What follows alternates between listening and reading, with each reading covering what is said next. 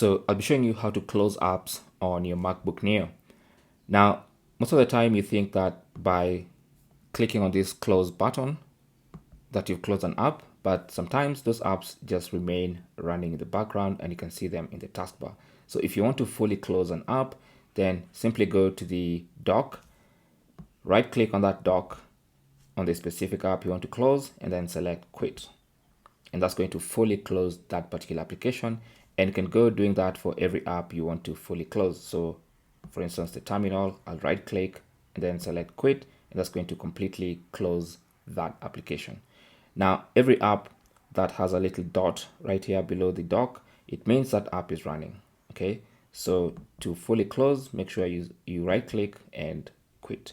Now right clicking could be different. If you've already set up right click properly on your MacBook, then it should be good. But by default, right clicking is double pressing or pressing the trackpad with 2 fingers. That gives you the right click menu. Thanks for watching and good luck.